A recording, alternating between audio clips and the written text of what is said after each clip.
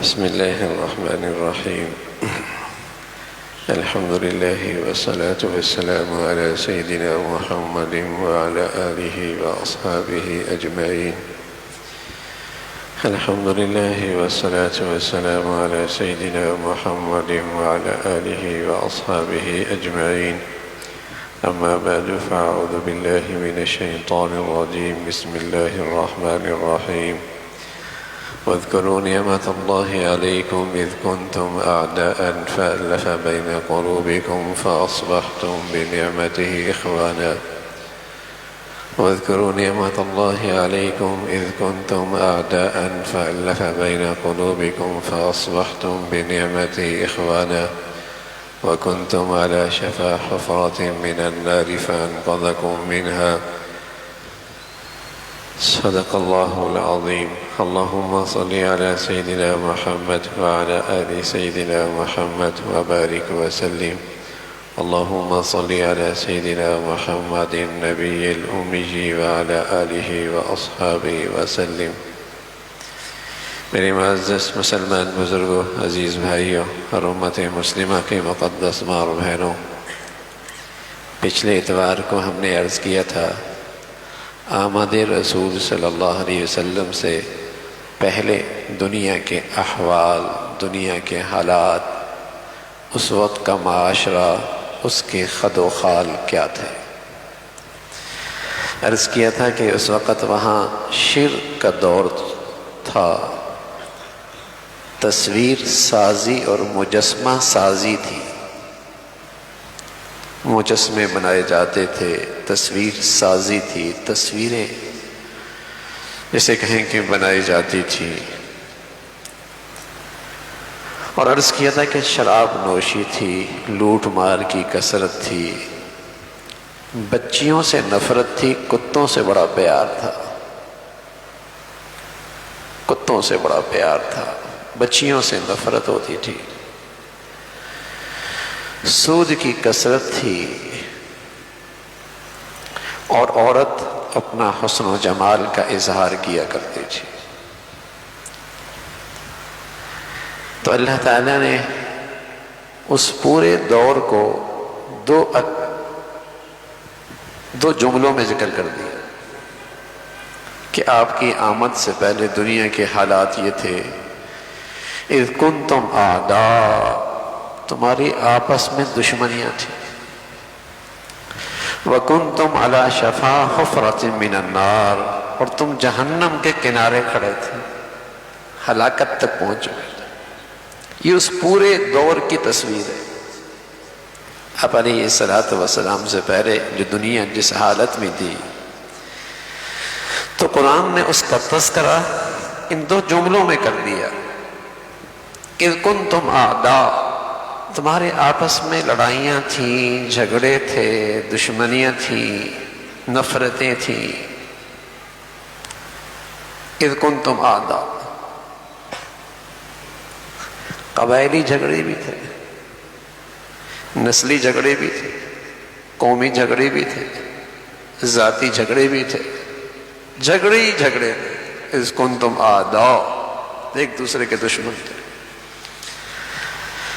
اور تمہاری زندگی یہ تھی کہ وَكُنْتُمْ عَلَى شَفَا حُفْرَةٍ مِّنَ النَّارِ، تم بالکل جہنم کے کنارے کھڑے تھے. سبحان اللہ. وَاذْكُرُوا نِعْمَةَ اللَّهِ، اللہ نے تمہیں نعمت دے دی، ہدایت کا تحفہ دے دیا. پھر کیا ہوا؟ تمہیں اللہ کے نبی کی شکل میں جو نعمت ملی ہے، فَأَلَّفَ بَيْنَ قُلُوبِكُمْ، تم آپس میں شیر و شکر ہو گئے، بھائی بھائی ہو گئے. رنگ کے، نسل کے، قبائل کے، ذاتیات کے، قومیت کے سارے بت گر گئے. تم سب یکجان ہو گئے. فَأَلَّفَ بَيْنَ قُلُوبِكُمْ، تمہارے اندر ایک دوسرے کے لیے محبتیں، الفتیں، آپس کا اتفاق یہ آ گیا.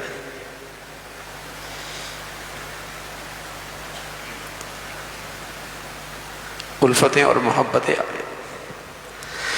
وَأَلَّفَ بَيْنَ قُلُوبِكُمْ لَوْ أَنفَقْتَ مَا فِي الْأَرْضِ جَمِيعًا مَا أَلَّفْتَ بَيْنَ قُلُوبِهِمْ. اگر ساری دنیا کا خزانہ بھی خرچ کر ڈالو نا اور چاہو کہ تمہارے اندر الفت اور محبت آ جائے، نہیں آ سکتی. یہ تو اس نعمت کے بدولت آئی، یہ تو اس نعمت کے بدولت آئی، ورنہ ساری دنیا کا خزانہ بھی خرچ کر ڈالو اور چاہو کہ تمہارے دل کے اندر ایک دوسرے کی الفت اور محبت اور تمہارے آپس میں اتفاق آ جائے، نہیں آ سکتی.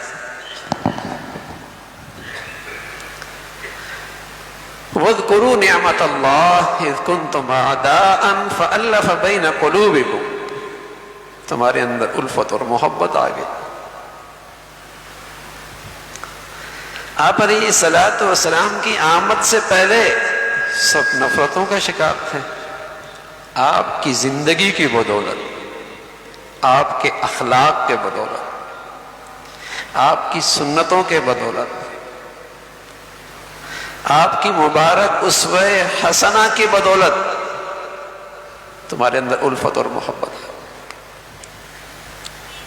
فَأَلَّفَ بَيْنَ قُلُوبِكُمْ، محبتیں آ گئی. اور میرے عزیزو، سنت میں طاقت ہے، نبی کے طریقے میں آج بھی یہ طاقت ہے. اگر مسلمانوں میں آ جائے تو مسلمانوں میں اتفاق آ جائے. لیکن جہاں دین سے ہٹے یا جہاں بدعات کا ارتکاب ہوا وہاں پھر نفرتیں ہوں، وہاں پھر مسلمان ٹوٹ پھوٹ کا شکار ہو جائے.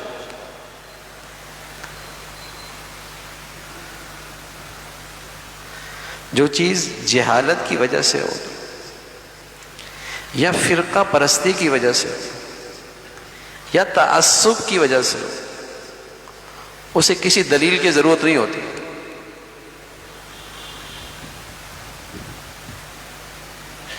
جو چیز جہالت کی وجہ سے ہو، تعصب کی وجہ سے ہو، فرقہ پرستی کی وجہ سے ہو، اسے کسی دلیل کی ضرورت نہیں ہوتی. اگر کوئی کہہ دے نا میاں یہ اللہ کے نبی کی زندگی میں نہیں ہے، یہ کام حضور نے نہیں کیا، یہ چیز صحابہ نے نہیں کی، یہ چیز تابعین نے نہیں کی، اہل سنت والجماعت کے جو بڑے 4 ائمہ ہیں، امام مالک، امام شافعی، امام ابو حنیفہ، امام احمد بن حنبل رحمہم اللہ، ان کی زندگی میں نہیں.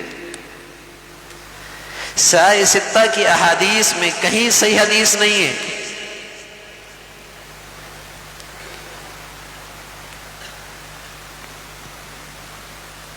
لیکن جہالت، فرقہ پرستی، تعصب، اس سے امت ٹوٹتی ہے، اس سے امت میں تقسیم ہوتی ہے. سنت میں مسلمان نہیں تقسیم ہوتے. نبی کی زندگی سے امت نہیں تقسیم ہوتی، نبی کی محبت میں بھی امت تقسیم ہوگی.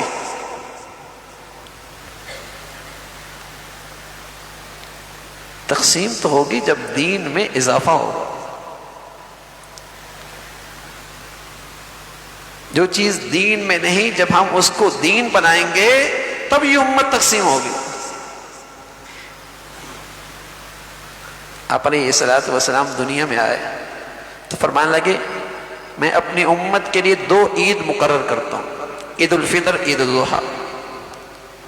اب امت میں کوئی کہہ دے کہ میاں میں 1 مناؤں گا، 2 نہیں مناؤں گا، تو امت تقسیم ہوگی نہیں ہوگی.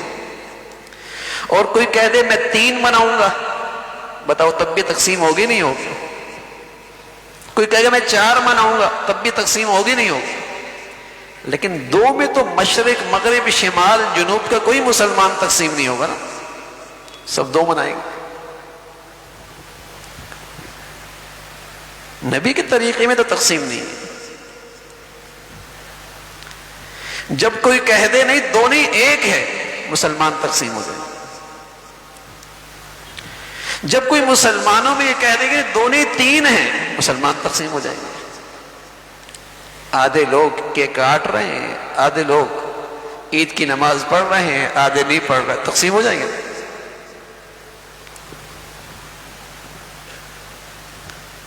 یہ تقسیم ہو جائے گی۔ سنت سے امت نہیں تقسیم ہوتی، سبحان اللہ۔ اور نبی سے محبت میں، نبی سے تعلق میں امت تقسیم ہو جائے، مسلمان تقسیم ہو جائے۔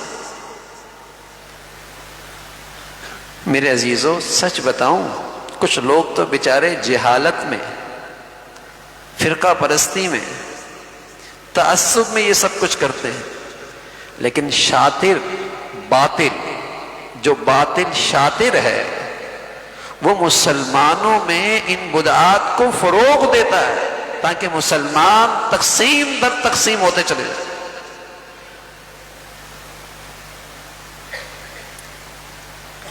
آج دیکھو نا، مسلمان کسی بھی اسلام کے حکم کے لیے اکٹھے نہیں ہو سکتے، تقسیم جو ہے، کسی بھی باطل کے خلاف اکٹھے نہیں ہو سکتے۔ کتنا بڑا کفر سامنے آ جائے، مسلمان آپس میں اکٹھے نہیں ہو سکتے۔ کیوں؟ تقسیم جو ہے، کہیں جماعتی تعصب ہے، کہیں فرقہ واریت کی پرستی ہے، کہیں بدعات کے خرافات ہیں، تقسیم ہے۔ والذی ارسل رسولہ بالہدی ودین الحق لیظہرہ علی الدین کلہ۔ ہمارے پیارے نبی تو دنیا میں آئے تھے اس لیے کہ آپ کا دین دنیا پہ غالب آ جائے، لیکن مسلمان ایک ہوں تو اس محنت میں لگے نا، ان کو تو آپس ہی سے فرصت نہیں ہے۔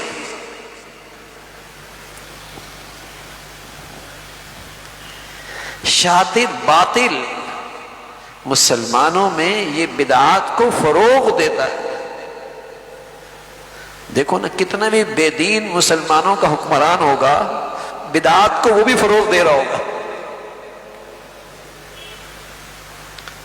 بدعات کی وہ بھی حوصلہ افزائی کر رہا ہوگا۔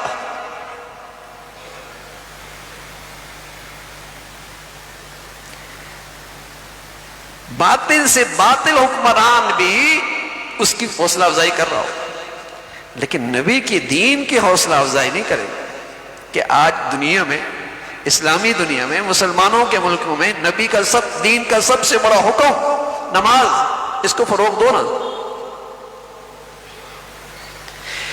نبی کی زندگی کی سچائی، اسے فروغ دو نا قومی سطح پہ۔ نبی کی زندگی کا حیا، اسے قومی زندگی پہ فروغ دو۔ یہ نہیں دیں گے۔ نبی کے دین کے لائی ہوئی حدود فروغ دو، نہیں دیں گے۔ بے دین سے بے دین حکومت بدعات کو فروغ دے گی تاکہ مسلمانوں میں تقسیم ہو، نفرتیں بڑھیں۔ آج کی دنیا تو بہت جدید دنیا ہے، سالوں پہلی تاریخ بھی آپ آسانی سے آج نکال سکتے ہیں، صدیوں پہلی تاریخ بھی آج نکال سکتے ہیں۔ تو قرآن میں، حدیث میں کہیں نہیں ہے کہ آپ علیہ الصلوۃ والسلام جس دن پیدا ہوئے، یہ بات تو طے ہے کہ وہ پیر کا دن ہے، اور یہ بھی طے ہے کہ وہ صبح کا وقت ہے، لیکن یہ تاریخ بنتی ہی نہیں کہ پیر کا دن بھی ہو اور 12 ربیع الاول بھی ہو۔ تو میں عرض کروں، تاریخیں نکالنا بھی آسان ہے نا، 5 صدیاں پہلے بھی آپ تاریخ نکال سکتے، وہ 9 تاریخ بنتی ہے، تب پیر کا دن بنتا ہے، وہ تاریخ بنتی نہیں۔ لیکن حضور علیہ الصلوۃ والسلام کی ولادت مبارک باسعادت یہ طے ہے کہ فجر کے وقت ہوئی، جب صبح پھوٹ رہی تھی، اور وہ دن اتوار کا تھا، پیر کا دن تھا، اور وہ ربیع الاول کا مہینہ تھا۔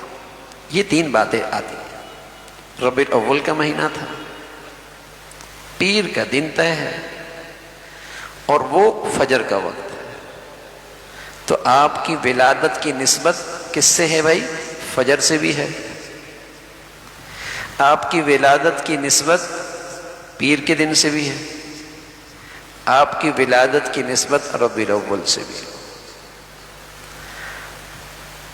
تو پھر برکت کا وقت تو روز فجر کا ہوا نا.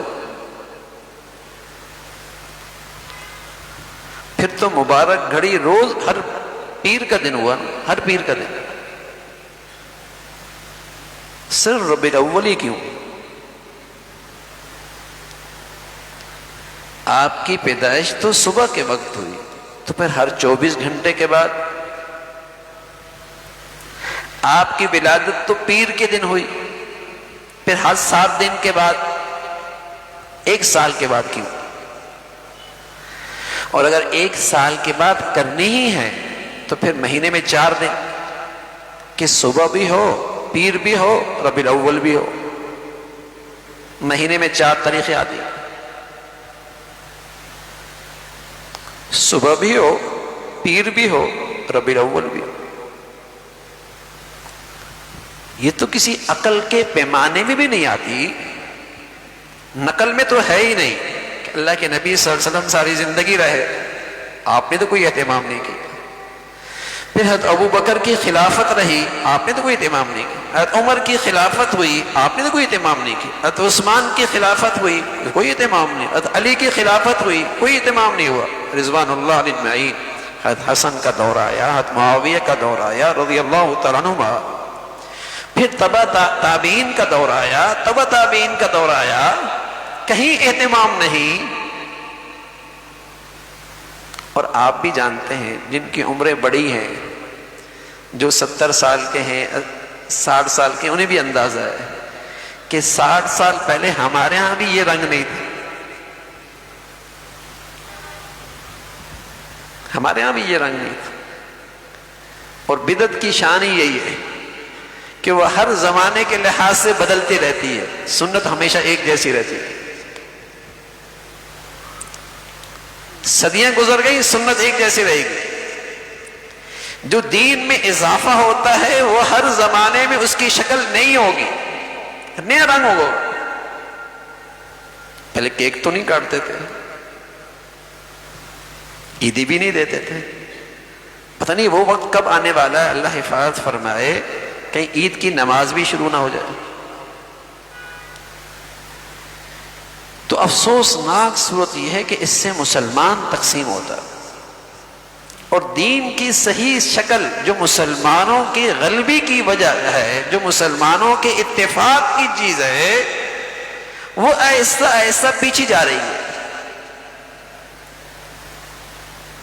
نبی کی سنتوں سے مسلمان تو ایک ہوتا ہے، نبی کے اخلاق سے یہ امت اتفاق کی طاقت میں آتی ہے، اس امت میں وحدت آتی ہے. تو ولادت کی نسبت تو صبح سے بھی ہے، پیر سے بھی ہے، ربیع الاول سے بھی ہے.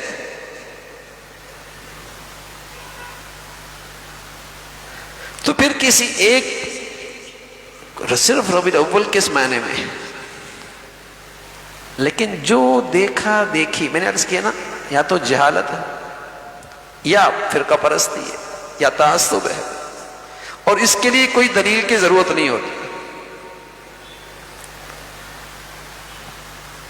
دلیل کی ضرورت ہوتی ہے سنت کے لیے، عدل کے لیے، انصاف کے لیے، صراط مستقیم کے لیے، اس کے لیے ضرورت ہوتی ہے. اور باطل کی میں عرض کر رہا ہوں، پوری محنت ہے کہ مسلمانوں میں فرقوں میں تقسیم کر کے، گروہوں میں تقسیم کر کے اتنا تقسیم کر دو کہ جب ان کے سامنے کوئی کفر بھی آئے تو یہ متحد نہ ہو سکے. یہ اس کفر کو مٹانے کے لیے آپس میں ایک نہ ہو سکیں.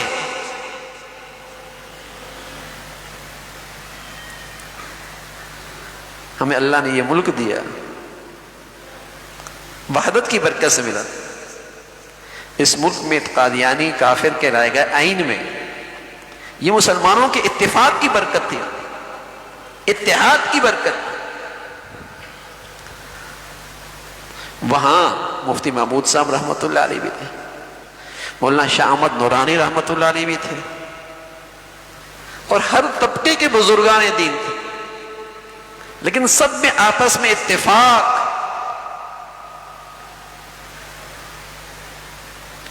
لیکن اس قسم کی خرافات سے، بدعات سے مسلمانوں میں نفرت پیدا ہوتی، مسلمان تقسیم ہوتے۔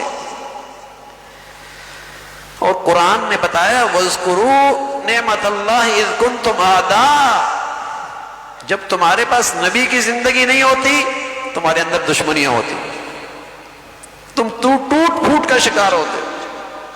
جہاں تمہارے بیچ میں نبی کی زندگی آئی تمہارے اندر الفت اور محبت ہو۔ نبی کی محبت سے، نبی کی اطاعت سے نفرتیں نہیں ہوتی، مسلمان ایک ہوتا، مسلمانوں میں وحدت آتی ہے، اتفاق آتا ہے۔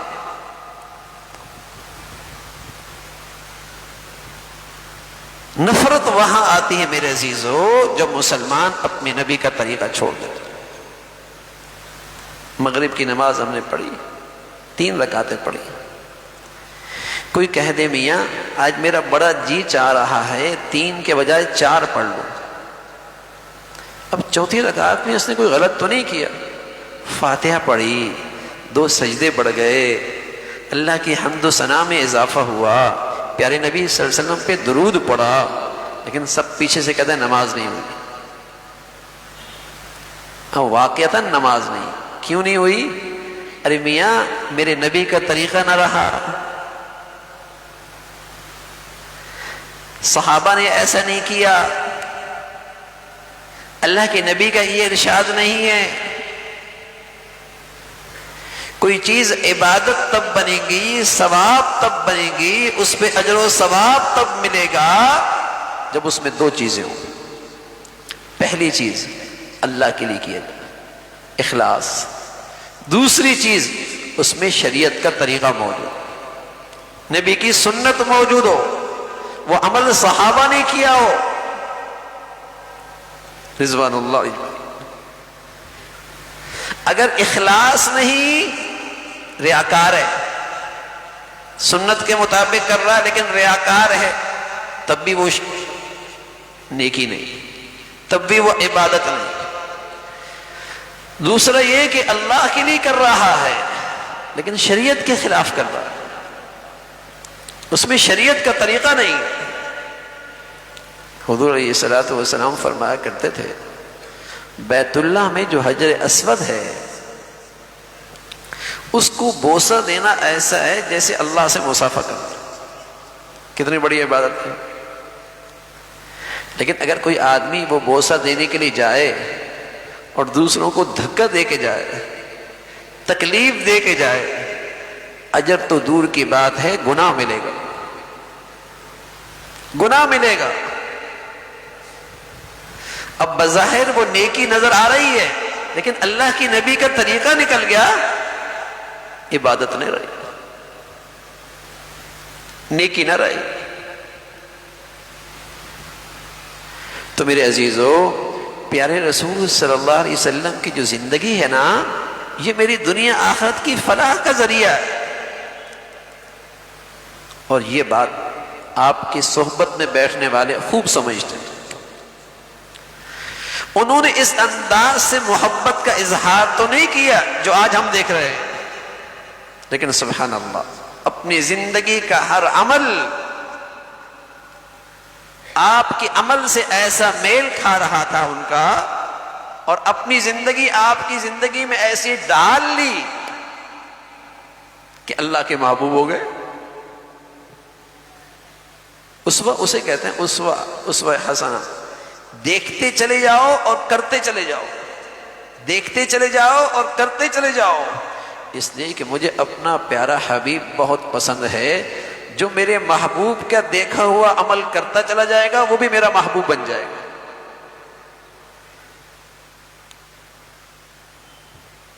ان کی ہر ادا، حضور علیہ الصلوۃ والسلام کی اطاعت کا نمونہ تھی، آپ کی اطاعت۔ حضرت مرثد ابن ابی مرثد رضی اللہ تعالیٰ عنہ مہاجر صحابی ہیں، مکہ مکرمہ گئے مدینہ سے، تو ان کا وہاں ایک عورت سے تعلق تھا زمانہ جاہلیت میں، عناق نامی ایک خاتون تھی، اس سے تعلق تھا۔ تو وہاں گئے تو اس سے ملاقات ہوئی، اس نے بلایا، اپنا تعلق جتلایا، اپنے تعلقات یاد دلائے۔ تو یہ صحابی رسول فرمانے لگے سب ٹھیک ہے، لیکن اب تیرے اور میرے درمیان میری نبی کی زندگی حائل ہے، اب میں آپ کے قریب نہیں آ سکتا۔ تو وہ کہنے لگی شادی کر لو۔ کہا ٹھیک ہے میں سوچوں گا، لیکن اللہ کے نبی سے پوچھوں گا۔ مدینہ آئے، حضور علیہ الصلوۃ والسلام سے عرض کیا یا رسول اللہ میں اس ازمائش میں آ گیا ہوں۔ تو آپ نے پھر اللہ کا پیغام سنایا، وَلَا تَنْكِحُوا الْمُشْرِكَاتِ حَتَّى يُؤْمِنَ، ایمان والا مشرک عورت سے شادی نہیں کر سکتا، ایمان والا مشرک عورت سے شادی نہیں کر سکتا۔ ہاں ایمان لے آئے، ایمان لے آئے، جذبات، خواہشات، لیکن سب کچھ نبی کی اطاعت سب سے آگے، سب کچھ قربان، سارے جذبات، ساری خواہشات نبی کے اطاعت کے مقابلے میں سب قربان، سب سے دستبردار۔ اور ایسے اطاعت شعار تھے۔ ایک دن اللہ کے نبی صلی اللہ علیہ وسلم جمعے میں خطبہ دے رہے تھے، کچھ لوگ کھڑے تھے، آپ نے فرمایا بیٹھ جاؤ۔ تو حضرت عبداللہ ابن مسعود رضی اللہ عنہ کان میں یہ آواز پڑی بیٹھ جاؤ، ابھی اندر داخل ہی نہیں ہوئے تھے، لیکن اللہ کے نبی کے یہ الفاظ کانوں میں پڑے تو آگے قدم کیسے بڑھے، وہیں بیٹھ گئے۔ سبحان اللہ۔ حضور علیہ الصلوۃ والسلام نے انہیں اندر بلایا اور ان کی تعریف فرمائی، ایسے جانثار، ایسے آپ پر فدا۔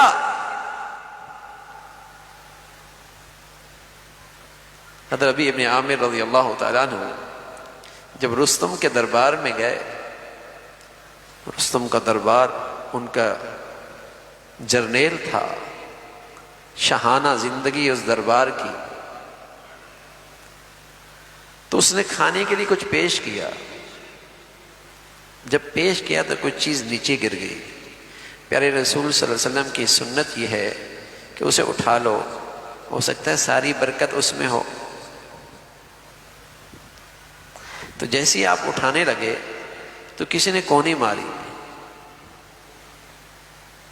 کیا کہیں گے لوگ؟ لوگ دیکھ رہے ہیں، کیا کہیں گے؟ سبحان اللہ۔ فرمانے لگے اَأَتْرُكُ سُنَّةَ حَبِيبِي لِهَؤُلَاءِ الْحُمَقَاءِ، میں ان احمقوں کی وجہ سے اپنی نبی کا طریقہ چھوڑ دوں؟ یہ تو نہیں ہو سکتا۔ یہ ہے نبی سے محبت، یہ ہے نبی کی عظمت، یہ ہے نبی سے عقیدت، یہ ہے نبی کا حق کہ کہیں دنیا میں چلے جاؤ، اپنی وضع نہ بدلو، اپنی شکل و صورت نہ بدلو، اپنے طور طریقے نہ بدلو، زمانے سے مرعوب نہ ہو، تمہارے نبی کے طور طریقوں میں تمہارے لیے عزت ہے، تمہارے نبی کے طور طریقے میں تمہارے لیے دنیا آخرت کی سعادت ہے۔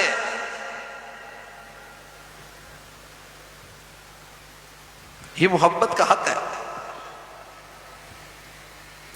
ہمارا ایمان ہے کہ اللہ کے نبی صلی اللہ علیہ وسلم جس گھڑی اس دنیا میں تشریف لائے، جس دن تشریف لائے، جس مہینے تشریف لائے، وہ بہت شان والا اور بڑی عظمت والا تھا، لیکن ویسے گھڑی پھر کبھی نہیں آئی، ویسا دن پھر کبھی نہیں آیا، ویسا مہینہ پھر کبھی نہیں آیا۔ اس کے ہم نام تو آیا دن، اس کے ہم نام مہینہ تو آیا، اس کے ہم نام وہ گھڑی تو آئی لیکن اس شان والی گھڑی پھر کبھی نہیں آئی. وہ مقدس گھڑی تھی، وہ مقدس دن تھا، وہ شان والا مہینہ تھا، لیکن وہ وہی تھا بس. اگر سب کی شان ہے تو پھر ہر صبح کی شام ہونی چاہیے، پھر ہر پیر کی شان ہونی چاہیے. تو نبی سے سچی محبت کا تقاضا ہے میرے عزیزو، نبی کی زندگی کو اوڑھنا بچھونا بنائیں. حضرت عثمان رضی اللہ تعالیٰ عنہ، آپ علیہ الصلوۃ والسلام نے حدیبیہ کے موقع پہ انہیں سفارت کی ذمہ داری دی. جاؤ مکہ والوں سے کہو ہم جم کرنے نہیں آئے، ہم طواف کرنے آئے ہیں، طواف کر کے عمرہ کر کے واپس چلے جائیں. رات آپ اپنے بھتیجے کے یہاں ٹھہرے، اب تک وہ مسلمان نہیں ہوا تھا. جب صبح ہوئی، صبح کا وقت ہوا، مذاکرات کے لیے نکلے تو آپ کی ازار ٹخنوں سے اونچی تھی. بھتیجا کہنے لگا چچا، سرداران قریش کی شان یہ ہوتی ہے کہ ان کی ازار نیچے ہوتی ہے. اب قریش کے سرداروں سے مذاکرات کرنے کے لیے اس حالت میں جا رہے ہیں، مذاکرات میں جان نہیں پڑے گی. تو عثمان فرمانے لگے ہاکذا ازار صاحبنا، میرے محبوب کی ازار تو ایسی تھی، جان پڑے نہ پڑے، دنیا کس نظروں سے دیکھے، میرے نبی کی ازار تو ایسی تھی. میرے نبی کا طریقہ تو یہی. ہاں میرے عزیزو، جب نبی کے دل میں عظمت ہوتی ہے نا تو اس کے طور طریقوں کی بھی عظمت ہوتی ہے، پھر اس کے طور طریقوں کی بھی عظمت ہوتی ہے.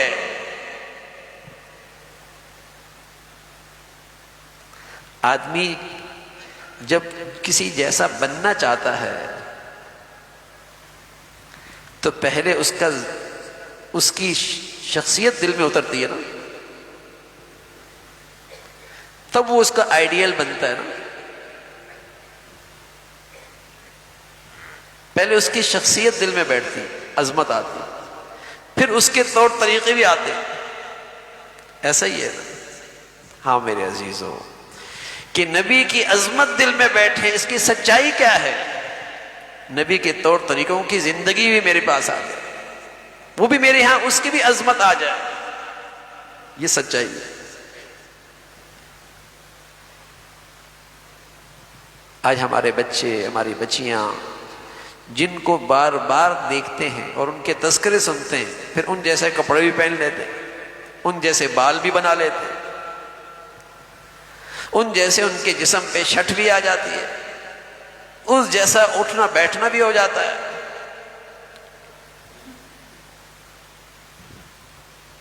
تو میرے عزیزو، نبی کی سیرت پڑھیں،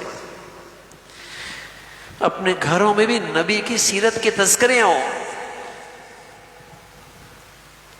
نبی کی زندگی تو پڑھیں نا. آپ علیہ الصلوۃ والسلام کی زندگی کیسی تھی؟ اور خاص طور پہ اردو کتاب، اردو میں بھی ہے، انگریزی کے اندر بھی ہے. حضرت ڈاکٹر عبدالحی عارفی رحمۃ اللہ علیہ کی کتاب ہے اسوہ رسول، پڑھنے کے لائق، آسان بھی ہے. اس میں آپ کی پوری عملی زندگی ہے، صبح سے لے کر شام تک، شام سے لے کر صبح تک. اسوہ رسول انگریزی میں بھی ہے، اردو میں بھی ہے. آدمی سرانے پہ رکھے اور اس کا مطالعہ کرتا رہے اور اس کو اپنی زندگی کو اس کے مطابق ڈھالنے کی کوشش کرے، اپنی زندگی اس کے مطابق ڈھالتا چلا جائے. اسوہ رسول. اور ایک اور چھوٹی سی کتاب ہے علیکم بسنتی، علیکم بسنتی، یہ بھی اچھی کتاب ہے، بہت ہی مختصر سی ہے. تو اپنے گھروں میں سیرت کی تعلیم، سیرت کے تذکرے، اپنی نبی کی زندگی کے تذکرے. جب اللہ نے آپ حبیب صلوات والسلام کی شکل میں نعمت دی ہے نا، تو جب نعمت ملتی تو پھر خوشی ایک دن نہیں ہوتی، پھر اس نعمت کی خوشی مسلسل ہوتی ہے، صبح شام ہوتی ہے، رات دن ہوتی ہے، ہر ہفتے ہر مہینے ہوتی ہے، نعمت مل گئی ہے، پھر اس کی خوشی ہر گھڑی ہے، پھر اس کے لیے کوئی دن، کوئی رات، کوئی مہینہ، کسی کی کوئی قید نہیں، ہر وقت اس کا تذکرہ ہو اور ہر وقت اس ذات کے احسانات کا تصور ہو، اور جب یاد آ جائے صلی اللہ علیہ وسلم، صلی اللہ علیہ وسلم، یہ آپ علیہ الصلوۃ والسلام پر سب سے مختصر درود و سلام ہے، صلی اللہ علیہ وسلم، اس میں درود بھی ہے، سلام بھی ہے، صلی اللہ علیہ وسلم، سب سے مختصر، صلی اللہ علیہ وسلم۔ ایک دن آپ علیہ الصلوۃ والسلام مسکراتے چہرے کے ساتھ باہر تشریف لائے، صحابہ نے پوچھا یا رسول اللہ بڑے خوش نظر آ رہے ہیں، فرمایا کیوں خوش نہ ہو، جبرائیل امین نے آ کے بتایا ہے کہ اللہ نے فرمایا ہے جو بھی آپ پہ درود و سلام بھیجے گا ایک بار تو اللہ اس پہ 10 مرتبہ رحمتیں بھیجے گی، اللہ تعالیٰ اس پہ 10 مرتبہ رحمتیں بھیجے گی۔ تو اچھی بات تو یہ ہے 24 گھنٹوں میں سے کوئی وقت نکال کر اکیلے بیٹھ کے اپنی نبی کی محبت، عظمت دل میں لے کر اور آپ کے احسانات کا تصور کر کے آپ پہ درود پڑھیں، کوئی وقت نکال، صبح شام رات دن، کوئی گھڑی نکال، آپ پہ درود پڑھیں، آپ علیہ الصلوۃ والسلام کی محبت میں اضافہ ہو، اور پھر اللہ کی رحمت کے آپ مستحق بنیں گے، ورنہ جب یاد آ جائے صلی اللہ علیہ وسلم، صلی اللہ علیہ وسلم۔ حضرت مولانا زکریا شیخ الحدیث رحمۃ اللہ علیہ، مولانا زکریا رحمۃ اللہ، حضرت نے پوری ایک کتاب لکھی ہے فضائل درود شریف، فضائل درود شریف، اور فرمایا کہ اگر کسی کو کوئی مشکل آ جائے اور پریشانی ہو تو کثرت سے درود شریف پڑھے، فرمایا اس کثرت کی کم از کم مقدار ہے 500 مرتبہ، فرمایا اگر اس کو اہتمام اور کثرت سے پڑھے گا اللہ اس کی مشکل آسان فرما دے گا۔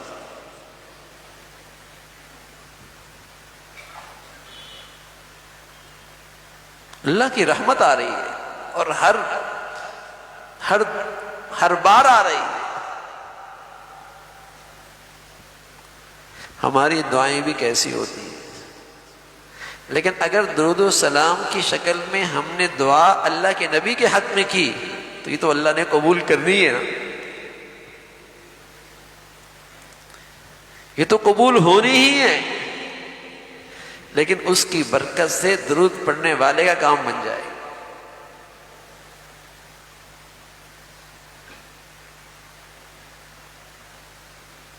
تو اپنے نبی صلی اللہ علیہ وسلم سے محبت کا اظہار اس انداز سے کریں، اس انداز سے کریں۔ آپ علیہ الصلوۃ والسلام نے محبت کا معیار یہی بتایا۔ آپ کا بہت پیارا شاگرد، آپ کی صحبت میں اٹھنے بیٹھنے والا انس رضی اللہ عنہ، ایک دن اللہ کے نبی صلی اللہ علیہ وسلم ان سے کہنے لگے یا بنیا، اے میرے پیارے بیٹے،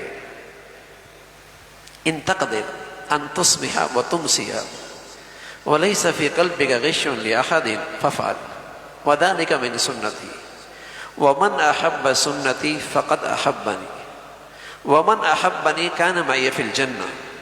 انس بیٹے یوں کہا یا بنی، اے میرے پیارے بیٹے، یا بنی، فرمایا ان تقدر، اگر تجھ سے یہ ہو سکے، اگر تجھ سے یہ ہو سکے، آسان نہیں ہے، اگر تجھ سے یہ ہو سکے کہ تیری صبح شام ایسی گزرے کہ تیرے دل میں کسی مسلمان کے لیے برائی نہ ہو، کھوٹ نہ ہو، حسد نہ ہو، کینہ نہ ہو، بغض نہ ہو، ان تقدر ان تسمع و تمسع وليس في قلبك غش لأحد فافعل، تو بیٹے ایسا کرے، اور ساتھ فرمایا وَذَلِكَ مِن سُنَّتِي، میرا طریقہ تو یہی، میرا طریقہ تو یہی ہے، میرا اخلاق تو یہی ہے، میری عادت تو یہی ہے، میں اپنا دل اپنے مسلمانوں کے لیے ہر وقت صاف رکھتا ہوں۔ وَذَلِكَ مِن سُنَّتِي، اور فرمایا مجھ سے محبت کا معیار کیا ہے، مجھ سے محبت کا معیار کیا ہے، میری محبت میں کون سچا ہے، اور یہ بتانے والے خود محبوب خدا ہیں، یہ بتانے والے خود محبوب خدا ہیں، خود بتا رہے ہیں کہ میری محبت کا معیار کیا ہے۔ وَمَنْ أَحَبَّ سُنَّتِي فَقَدْ أَحَبَّنِي، جس کو میرے طور طریقوں سے محبت ہے نا، حقیقت میں اسی کو مجھ سے محبت ہے۔ اللہ کی شان ہے، اللہ کے نبی نے کیا بات فرمائی ہے۔ جب آپ کی ولادت ہوئی تو آپ کا چچا ابو لہب،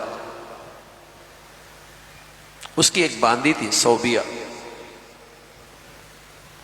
آپ کے والد کا نام عبداللہ تھا، وہ بہت جلدی انتقال فرما گئے۔ ان کے بھائی ابو لہب بھی تھے جو مسلمان نہیں ہوئے تھے، لیکن جب آپ کی پیدائش ہوئی اور انہیں پتہ چلا کہ میرے اس بھائی کے ہاں پیدائش ہوئی جس کا بھی انتقال ہوا ہے، عبداللہ کے ہاں، اور جس باندی نے خوشخبری دی صوبیہ، خوشی میں اسے آزاد کر دیا، ابو لہب نے اسے آزاد کر دیا۔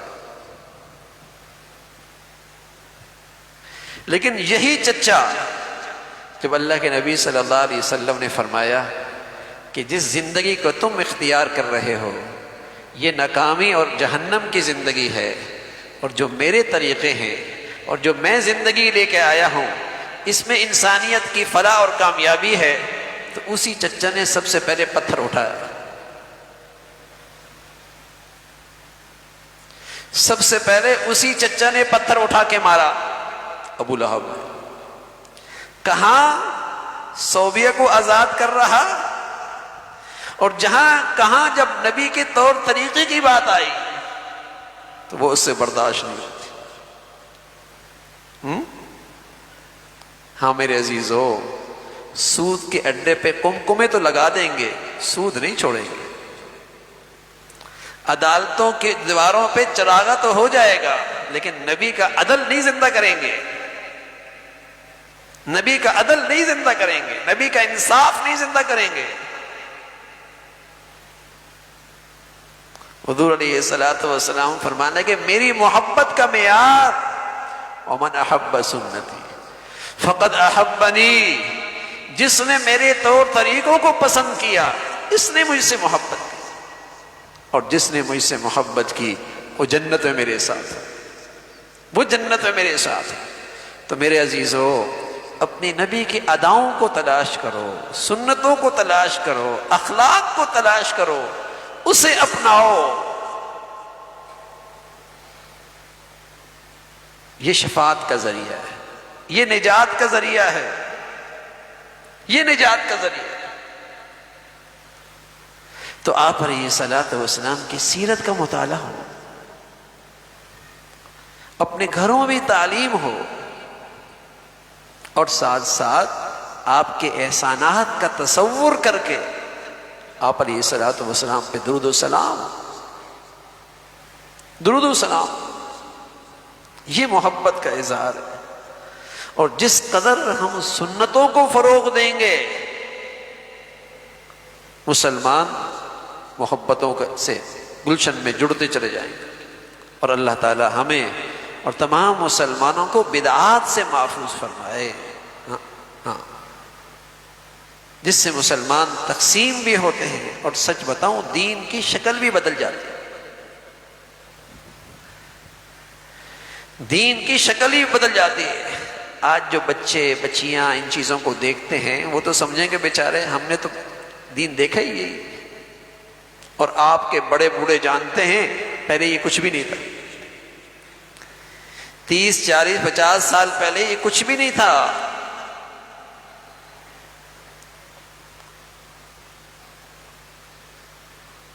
سنت ہمیشہ ایک جیسی ہے، نبی کے طور طریقے ہمیشہ صدیوں سے ایک جیسے، تو اس سے مسلمانوں میں اتفاق پیدا ہوتا ہے، مسلمانوں میں آپس میں ایک دوسرے کے لیے محبتیں پیدا ہوتی ہیں، اور جس قدر یہ خرافات ہوں گی مسلمان آپس میں نفرتوں کا شکار ہو،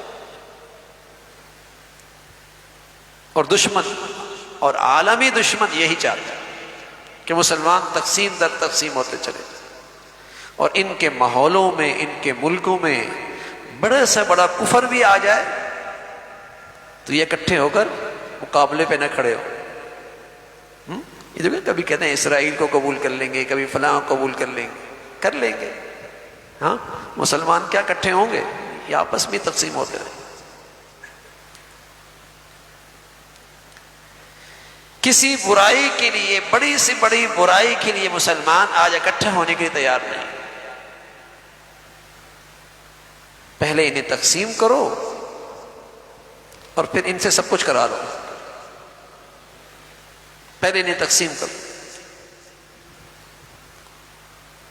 اس لیے اس قسم کی خرافات جو ہوتی ہیں، بدعات جو ہوتی ہیں، بے دین سے بے دین حکمران بھی اسے فروغ دے رہا ہوگا، اور بے دین سے بے دین ذرائع ابلاغ بھی اسے فروغ دے رہے ہوتے ہیں۔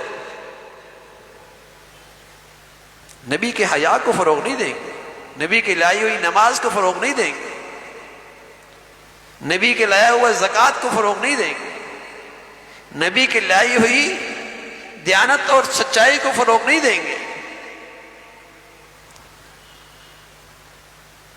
ان چیزوں کو فروغ نہیں دیں گے۔ لیکن جس سے مسلمان تقسیم ہوتے ہوں اور جس سے اسلام کی شکل خراب ہوتی ہو اسے فروغ دیں گے۔ تو سیرت کو فروغ دو میرے عزیزوں، نبی کی سنتوں کو فروغ دو، تاکہ ہمارے بچوں کے سامنے، ہماری نئی نسل کے سامنے نبی کی صحیح زندگی سامنے آئے،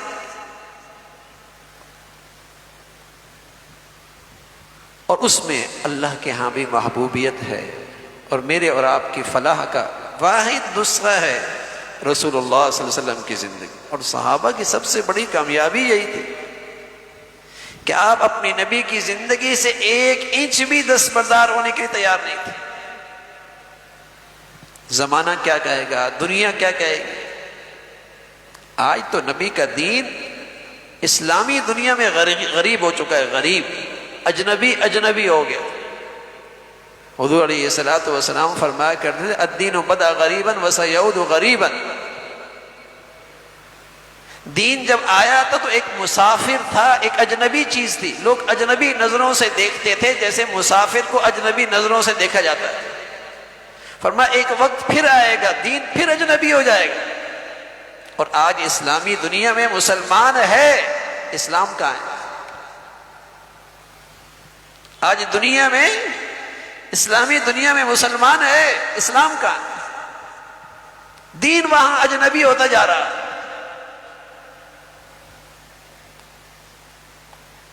لیکن رسول اللہ صلی اللہ علیہ وسلم نے دعا دی ہے، فرمایا فطوبى للغرباء الذين يصلحون ما افسد الناس من بعدي من سنتي، فرمایا اے اللہ تو انہیں خوش خرم رکھنا، تو انہیں سدا خوش رکھنا۔ اللہ کے نبی کی دعائیں لیں، پیارے نبی کی دعائیں لیں۔ اگر آج دعائیں لیں گے کل نبی کے ہاتھ سے حوض کوثر کا پانی پئیں گے، کل پیارے نبی کے شفاعت کے جھنڈے تھلے کھڑے ہوں گے۔ فطوبى للغرباء الذين يصلحون ما افسد الناس من بعدي من سنتي، اے اللہ تو نے خوش و خرم رکھنا جن طور طریقوں کو دنیا اپنی خوشیوں سے، اپنی تقریبات سے، اپنے لباس سے، اپنے گھروں سے، اپنے بازاروں سے، اپنی زندگیوں سے دنیا میرے طور طریقوں کو نکال رہی تھی، انہوں نے پھر انہیں اپنے سینے سے لگا دیا، ان سنتوں کو پھر زندہ کر لیا۔ اے اللہ تو انہیں خوش و خرم رکھ۔ پیارے نبی کی میٹھی سنتوں کو زندہ کرنا، پیارے نبی کی دعائیں لینا۔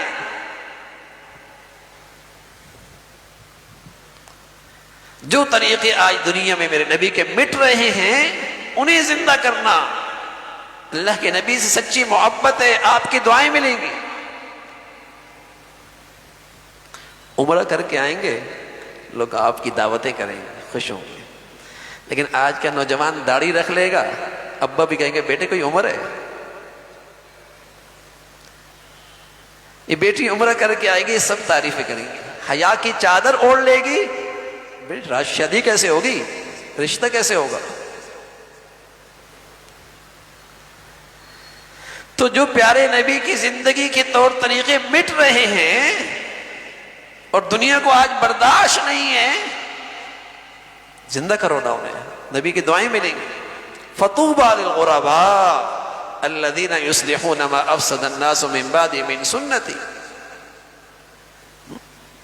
اے اللہ تو نے خوش و خرم رکھنا کہ جنہیں دنیا اپنے گھروں سے نکال رہی تھی، خوشیوں سے نکال رہی تھی، زندگیوں سے نکال رہی تھی، یہ آگے بڑھا اور اس نے ان کو پھر زندہ کر دیا، پھر سینے سے لگایا. ہم تو کہا کرتے ہیں جن کو اللہ نے مال دیا ہے ہر سال عمرہ کرتے ہیں، اچھی بات ہے. ہر سال رمضان ماہ گزارتے ہیں، اچھی بات ہے. لیکن کیا ہی اچھا ہے جنہیں اللہ نے مال دیا ہے وہ ایسا بھی کریں کہ اپنے بچوں اور بچیوں کی شادی سنت کے مطابق کریں. ہاں ایسا بھی ہونا کتنا اچھا لگے. اللہ نے اتنی دولت دی، پیسہ دیا، لیکن اپنی بیٹی کی شادی سنت کے مطابق کی، اپنے بیٹی کی شادی سنت کے مطابق کی. یہ مٹ چکے ہیں طور طریقے، بازاروں سے دیانت مٹ چکی ہے، سچائی مٹ چکی ہے، وعدہ وفا مٹ چکا ہے. سنت زندگی جی نبی کی، یہ ہے نبی سے محبت. اس سے پیارے نبی نے فرمایا دعائیں ملیں گی میری، آج دعائیں ملیں گی، کل نبی کے ہاتھوں سے حوض کوثر کا پانی ملے گا، کل نبی کی شفاعت کے جھنڈے تلے کھڑے ہوں گے. فطوبى للغرباء الذين يصلحون ما افسد الناس من بعد من سنتي. سنتوں کو زندہ کیجیے. اللہ تعالیٰ بھائی ہم سبھی کو اپنے حبیب صلی اللہ علیہ وسلم سے سچی محبت اور آپ کے طور طریقوں کو زندہ کرنے کی توفیق نصیب فرمائے. وآخر دعوانا الحمد للہ رب العالمین. اللہم لک الحمد کلو ولک الشکر کلو، اللہم لک الحمد کلو ولک الشکر کلو. اللہم اعنا علی ذکرک و شکرک و حسن عبادتک. اللہم اعنا علی ذکرک و شکرک و حسن عبادتک. یا حی یا قیوم برحمتک نستغیث اصلح لنا شأننا کلہ ولا تکلنا الى انفسنا طرفت عین. یا حی یا قیوم برحمتک نستغیث اصلح لنا شأننا کلہ ولا تکلنا الى انفسنا طرفت عین. یا ارحم الراحمین جو کچھ کہا سنا عمل کی توفیق نصیب فرما. ایمان والی، عافیت والی، صحت والی زندگی نصیب فرما. اے مولا کریم اپنی محبت نصیب فرما، اپنے پیارے حبیب کی سچی محبت عطا فرما، اور جن سے آپ محبت کرتے ہیں، جو آپ سے محبت کرتے ہیں، ان کی محبت نصیب فرما. یا ارحم الراحمین اپنے پسند کا جینا نصیب فرما، کلمے والی موت نصیب فرما، بری زندگی سے، بری موت سے، برے حالات سے محفوظ فرما. اے مولا کریم مسلمانوں میں ایمانی اسلامی بھائی چارہ عام فرما، اسلامی ایمانی اخوت کو زندہ فرما، مسلمانوں کو ہر قسم کے انتشار سے، بدعات سے، خرافات سے محفوظ فرما. اے مولا کریم جو مسلمانوں میں بے حیائی، فحاشی اور بے دینی کو فروغ دے رہے ان کے شر سے محفوظ فرما. اے مولا کریم ہمارے ملک میں نیکی اور نیکی کی شکلوں کو غلبہ نصیب فرما.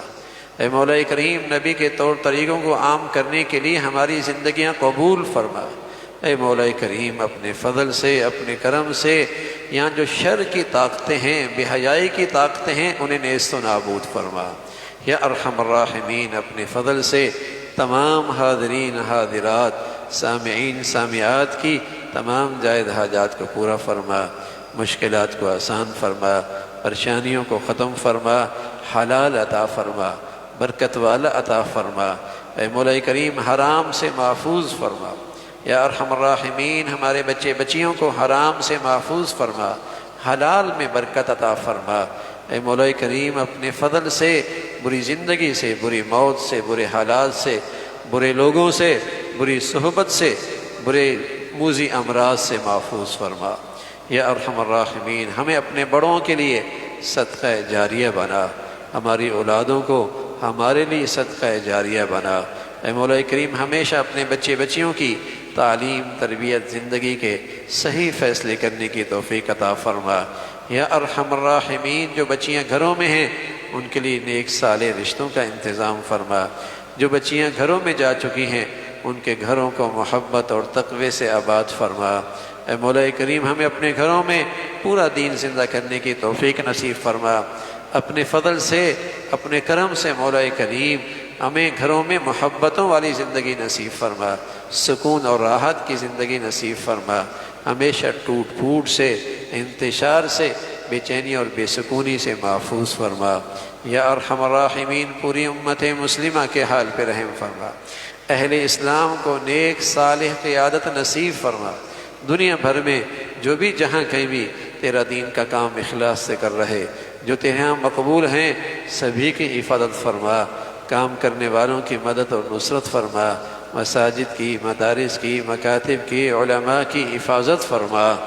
اے مولا کریم اپنے فضل سے ہمارے ملک کو سلامتی عطا فرما، اے مولا ہمارے ملک کو سلامتی عطا فرما۔ یا ارحم الراحمین ہمارے وطن عزیز کو سلامتی عطا فرما، اس کو اندرونی بیرونی خطرات سے محفوظ فرما، اسے استحکام عطا فرما، اندرونی بیرونی خطرات سے اور ہر قسم کی انتشار سے، ٹوٹ پھوٹ سے اس ملک کو محفوظ فرما۔ اے مولا کریم ہمارے شہر پہ رحم فرما، ہمارے ملک پہ رحم فرما، پوری امت مسلمہ کے حال پہ رحم فرما۔ ربنا تقبل منا انك انت السميع العليم وتب علينا انك انت التواب الرحيم وصلى الله على سيدنا محمد وعلى آله واصحابه اجمعين برحمتك۔